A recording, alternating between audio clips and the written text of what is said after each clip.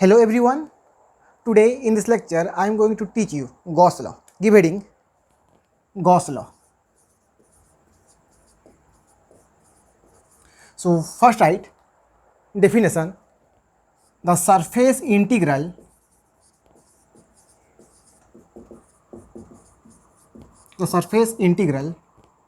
of electric field intensity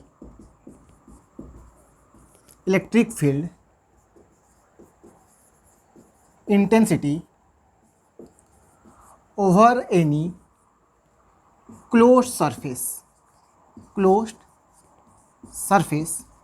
that is Gaussian surface. Name of that closed surface is Gaussian surface is equal to 1 by epsilon naught times the charge or the total charge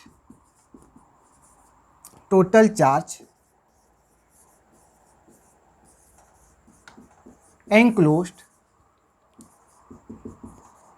within the surface.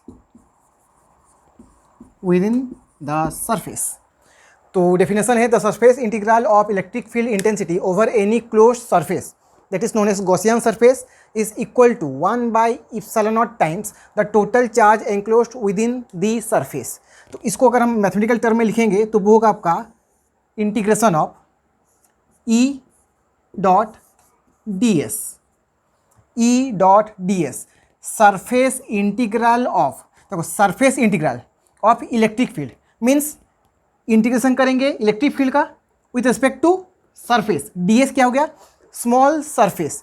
E D S surface integral of electric field over any close surface. Surface यहाँ पे क्या होगा? Close होगा. तो इसीलिए यहाँ पे हम सिंबल देते हैं ऐसे. ये जो सर्कल है इसका मतलब ये है कि जो सरफेस है वो क्या होगा? Closed surface. तो आप देखो यहाँ पे क्लोज सरफेस का मीनिंग क्या होता है. जैसे कि मान लो एक डिस्क है, यू क्या डिस्क, एक रेक्टेंगल, ये सब क्या होता है? ओपन सरफेस, मतलब टू डायमेंशनल सरफेस. तो क्लोज सरफेस का मतलब होता है कि जो हर तरफ से क्लोज्ड हो. जैसे कि एक स्फीयर क्या होता है? हर तरफ से क्लोज होता है. जैसे क्यूबॉइड ले लो आप या कोई स्फीयर ले लो तो वो क्या होता है? हर तरफ से क्लोज होता है. तो उसको हम कहते हैं closed surface. So surface integral of electric field over closed surface is equal to 1 by epsilon naught times the total charge enclosed within the surface, that is q in. q in का मतलब हो गया total charge inside the surface divided by epsilon naught. that epsilon naught इसे कहा जाता है आपका permittivity of free space. जो आप कूलम्स लॉ में पढ़ते हो सेम वही है. Okay, note down. तो अब देखो यहाँ पे surface integral of electric field is equal to Q in by epsilon naught. तो सरफेस यहाँ पे क्या है? क्लोज सरफेस है जिसे हम कहते हैं गॉसियन सरफेस. ओके, तो अब इसको कैसे हम करेंगे वो देखो. मान लो कि आपके पास कुछ चार्जेस हैं. Let's suppose Q1, Q2 minus Q3 minus Q4 Q5 5 charge ले लेते हैं. और यहाँ पे क्लोज सरफेस ये हो गया क्लोज सरफेस. ये क्लोज सरफेस है और charge Q1 Q2 minus Q3 minus Q4 and Q5. तो अभी अगर हम इस फॉर्मूला को यहाँ पे लिखें, surface integral of E D S is equal to Q in by epsilon naught. अभी किसके लिए लिखेंगे? इस सरफेस के लिए.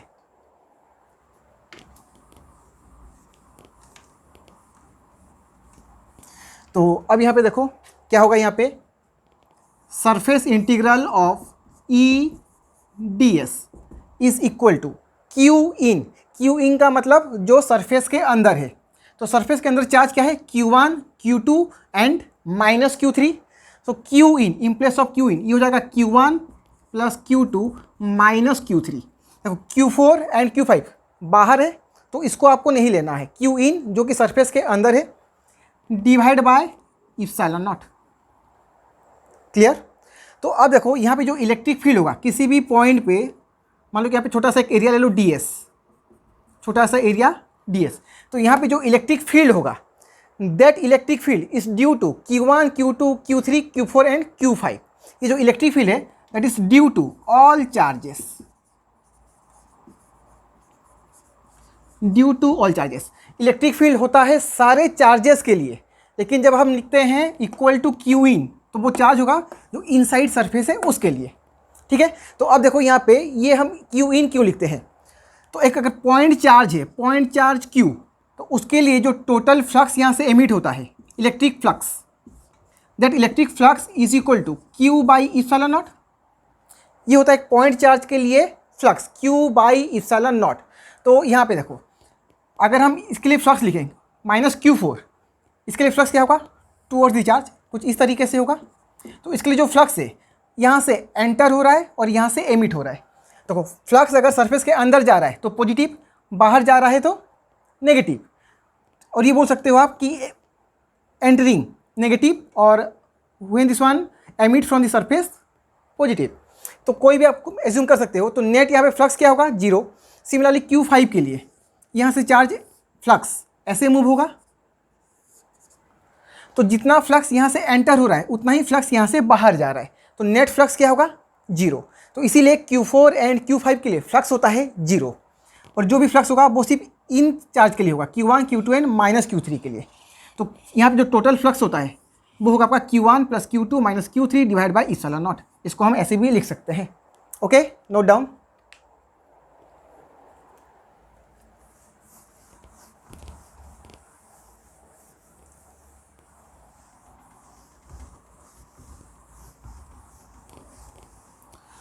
अब देखो यहाँ पे application of Gauss law.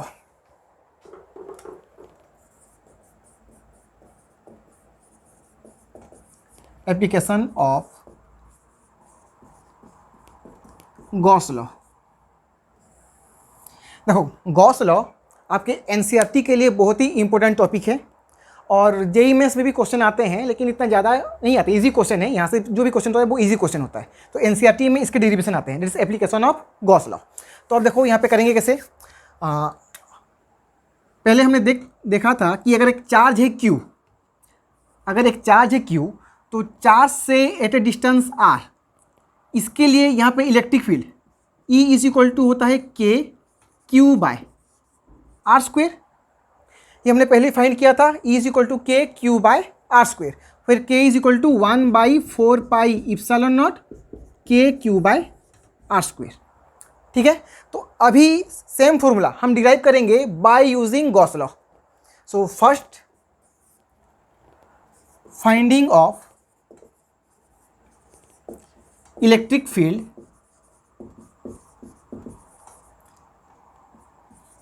Due to point charge, due to point charge. ठीक है। तो अभी आपके पास एक है पॉइंट चार्ज Q, हमें एट ए डिस्टेंस R पे चाहिए इलेक्ट्रिक फील्ड।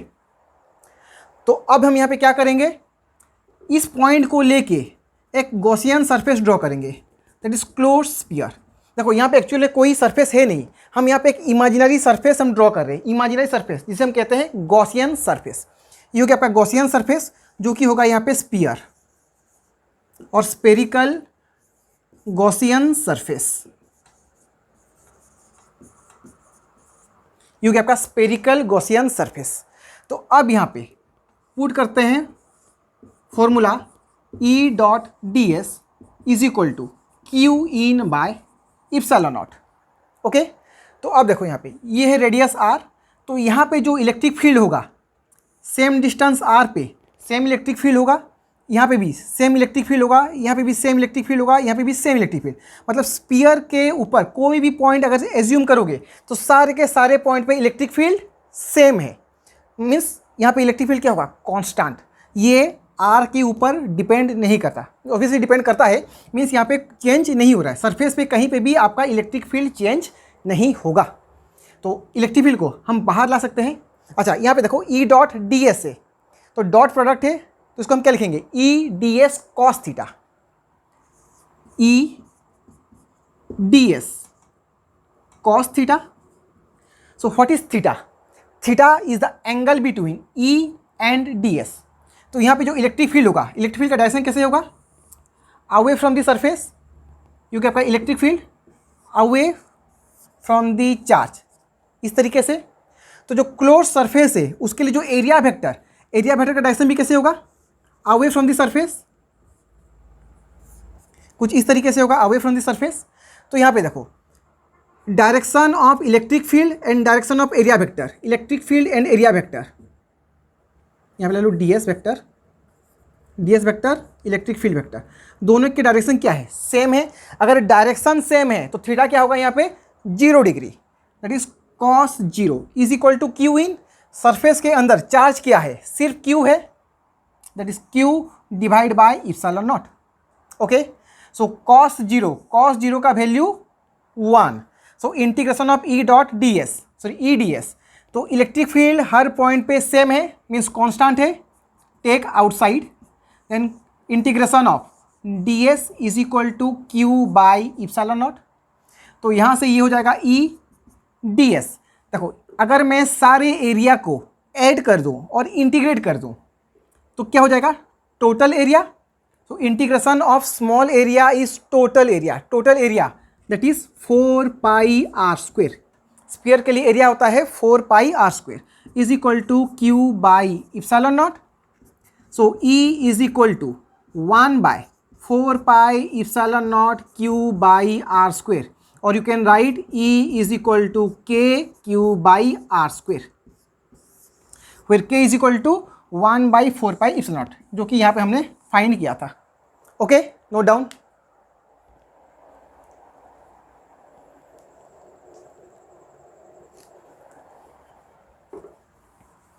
नेक्स्ट करेंगे इन्फाइनाइटली चार्ज्ड वायर और rod.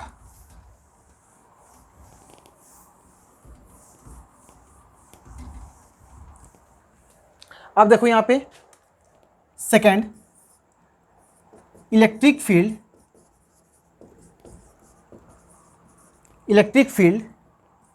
Due to infinite charged wire और रॉड। ठीक है, तो अब यहाँ पे ये एक वायर है और रॉड, जो भी आप मान सकते हो, इन्फाइनाइट रॉड, और charge density, suppose linear charge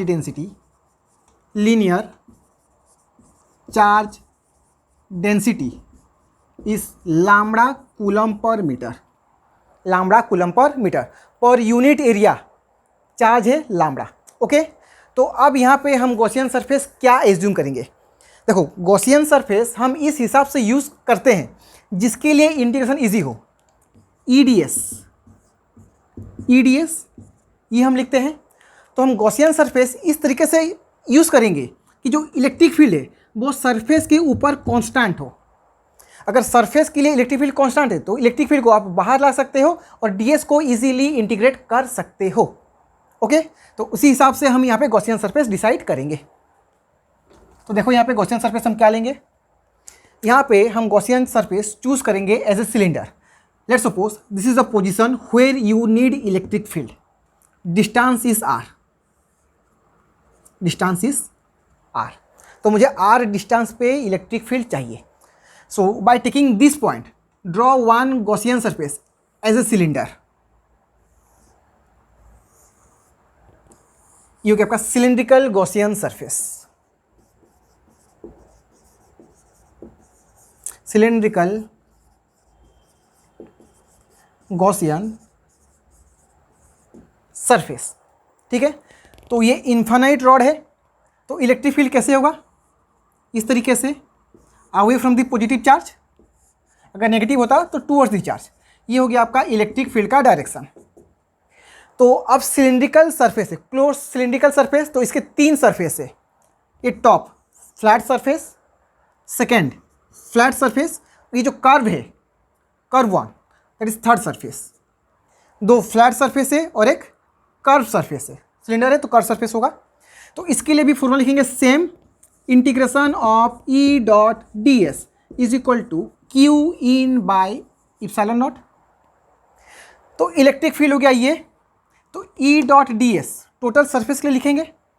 तो अब यहाँ पे मैं इसको ऐसे डिवाइड कर सकता हूँ, इसको मैं ऐसे लिख सकता हूँ, integration of E D S is integration of E D S for surface 1 plus integration of E dot D S for surface 2 integration of E dot D S for curve surface 3 is equal to Q in by epsilon not.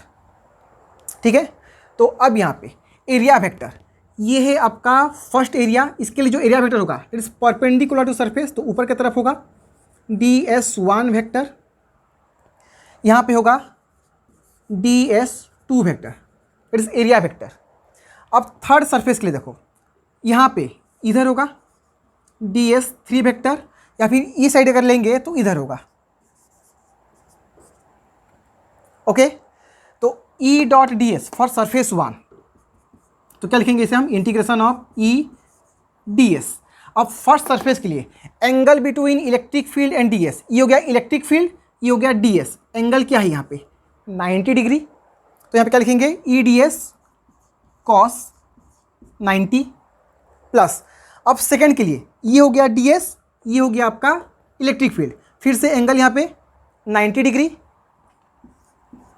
E D S cos 90, now plus third one, ये electric field, ये D S, ये electric field, ये D S, same direction है तो angle 0 degree for third one. ये first के लिए था, ये सेकंड के लिए था, और ये थर्ड के लिए E D S cos 0 for third is equal to Q in by epsilon.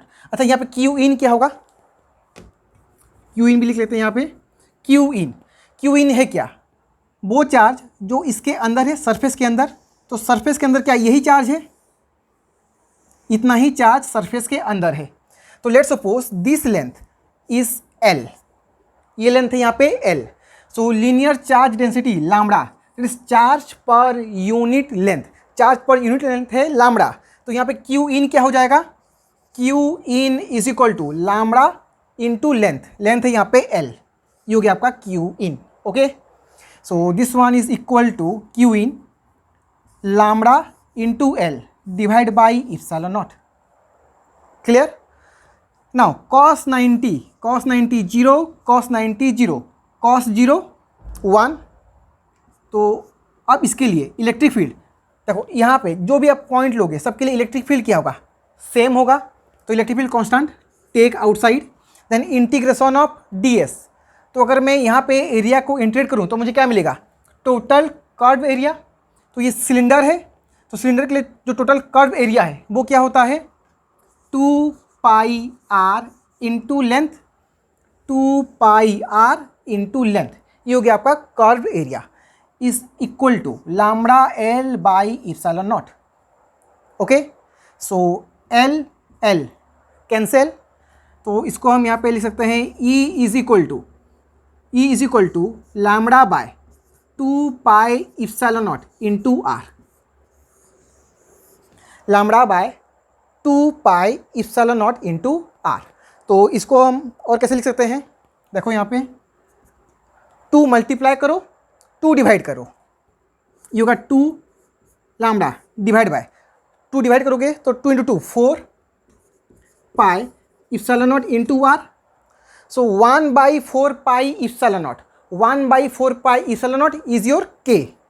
तो यहाँ से इलेक्ट्रिक फील्ड को हम लिख सकते हैं यहाँ पे 2k lambda divided by are, जो आपको याद रहे उसे आप याद रखो, lambda by 2 pi epsilon naught into R और 2k lambda divide by R. Note down.